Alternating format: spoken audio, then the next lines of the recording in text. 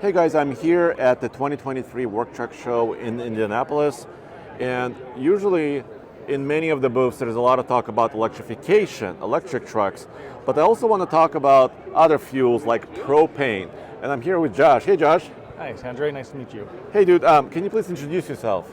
Josh Butter with Alliance Autogas and Director of Business Development. Sweet dude, so can you kind of show me around this booth and tell me about the latest technology, right? Because we know about gasoline, diesel, even CNG, but propane. Propane, it's been around since the 80s in vehicle fuels. Technology's changed. I like to, pick up yourself on what that's changed in the last 5 years or so. Yeah. What we offer is the PRIN system. It's a secondary master-slave system. We still have, it's biofuel, so you have the gasoline system still intact. What we do is put our system over top of it and turn the gasoline injectors off, turn on the propane injectors. Everything we do is EPA certified and tested up in Roush testing facilities in Detroit. We don't change any of the horsepower output or torque ratings. Everything remains the same. You're just running a cleaner, more cost-effective fuel. So this engine we're looking at, I started the video by showing it is a 7.3 Godzilla, gas V8 that's in a lot of Ford trucks, Yep, right? a lot of fleet trucks use that. Lots of fleet trucks. So I've heard about like CNG, that's kind of the term that's being thrown around, but not a lot of people actually say propane, and it's different, correct? It is different, yes. Okay. We're a lower pressure, more energy dense fuel. Okay, and like you said, you're not affecting horsepower or torque, really performance of the engine. You won't, the operator does not know if they're running on propane or gasoline. You can't tell the difference. It sounds about the same. Sounds identical, functions identical, shifts identical. What about efficiency? Because like the energy density, right? You lose a little bit of fuel economy, about 15% on average. Okay. And that's due because you don't have the BTU value of gasoline. We have the higher octane rating, so we got a much cleaner, precise burn. So we can keep our numbers, the engineers keep the numbers up on the dyno and put them on a fuel they need to get the numbers to remain the same. But the huge benefit is emissions, right? Emissions and cost savings. Yeah. You save about 40% on your annual fuel cost. Yeah. I was just showing the switch, right? So this would be inside the cab, Correct. right, of the truck. Yep. That's So you the can just operation flip the system. So if I did have a Super Duty, what's the installation like? Like where would you put the additional propane tank and that type of stuff? So, depending the truck and the chassis, you can either do a underbody tank, a frame mount tank, or an in-bed tank, or even a in-cabin tank if you got like a van or something. I gotcha. So, and how big would the tank? Are there various sizes of tanks? There's various sizes, anywhere from a small 15-gallon toroidal tank. We got a 21-gallon toroidal tank that work on the F-Series, the F250, 350, and we have a 50 usable gallon truck or tank that goes on the frame mount too, or in the back of the bed. Very cool. And for example, for an engine like this, what would some of the components cost? For this, you'd be looking a little over $5,600, $5,700 for the components, and then you got the install on top of it. Okay. So, and who are some of your customers? Like you were telling me about the Alaska, one of your customers there. Tell me about some of the fleets, or how does that work? So we use a lot of our fleets are high mileage, low fuel or low miles per gallon. That's where they really shine because they save 40% of their annual fuel bill. And the green initiative, low carbon, all that stuff all plays a fact too. We have taxi cab companies, we've got package delivery companies, propane companies, and service companies that all run this, and oil producers now. And emissions is a big deal, right? Can you show me some of the other stuff in this booth? Sure. Like I noticed this red top engine, which is a Cummins. It is 6.7 Cummins. This is a Cummins factory engine dedicated to propane and propane only on this series engine here. It's a direct diesel replacement with propane.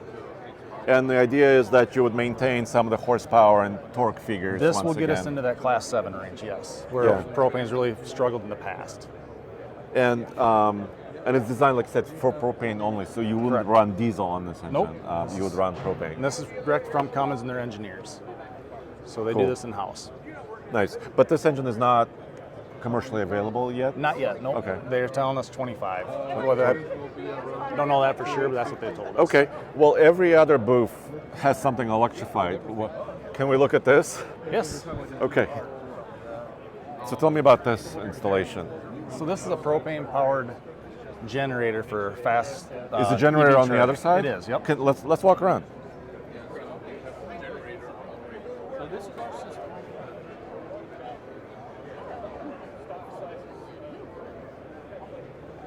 So I can see there's a large tank right there. And that's your fuel source, and for propane auto gas, to fuel your vehicles with that. If you're running propane, if they don't have power and they need fast charging, there's a propane-powered generator right there.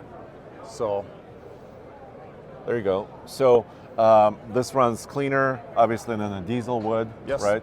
Or a gasoline engine, and it's kind of it's a stationary engine, right? Yes. So it runs probably at the same RPM. I don't know what the Ish. actual RPMs Okay. are on this, but yes, it's when they need charging, And- they don't have solar, they'll start the engine up, do fast charging for EVs. So it's kind of like a mobile solution, right?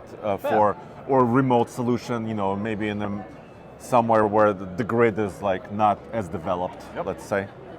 So that's quite interesting. So this tank, tell me about kind of the infrastructure. Like if I own the tank, if I own the truck, propane-based truck in Denver, what are some of my options for filling up? So most propane companies will put a dispenser like this in for fleet fueling. When you get a certain number of vehicles, get a certain gallon load, and this is easy to install. They can get this whole thing installed for about a quarter of what you do gasoline, and a lot less than CNG. CNG is hundreds of thousands of dollars. It's less than $60,000. Why is that? Why is CNG that expensive? Is that compressors and pressures? Okay, I gotcha. So this is a 1,000-gallon dispenser. So this will hold 800 liquid gallons. You have to leave 20% for expansion. Okay, and like you said, a standard tank is how big? Like in a pickup truck? You said anywhere 21 from gallons 15 to- or 20. 21 gallons to 50 gallons in our system. You can get larger tanks. All right, let's keep walking a little bit more. And so, I also heard about other types of propane. Tell me about how, because the push is to kind of remove emissions, right, as much Correct. as possible. Going green, low carbon intensity, all that kind of stuff. So we just had a carbon intensity map. Traditional propane's at about 89 grams, or however they measure it. And Sure. then you drop renewable in, you actually drop it down to 50-50 blend. And you can go almost carbon neutral with our fuel too. I gotcha. So that's quite interesting. You could power electric vehicles. You could power your big, pickup trucks and fleet vehicles, and even manufacturers like Cummins are actually offering solutions for Solutions, factory Yeah. solutions, yep. That's really interesting. Well, thank you, Josh. Thank you for showing me this, and what's next? We have to drive one of the trucks, We can make that happen. because I think we drove one like years ago, and the performance of it wasn't super great. So Yep. now you're saying the performance is there. Performance is there. We got the technology to do everything from DI to port fuel, PFDI. So we changed with the vehicles. And And you have a lot of applications for a lot of engines, right? correct, I believe we covered about 1,700 vehicle platforms.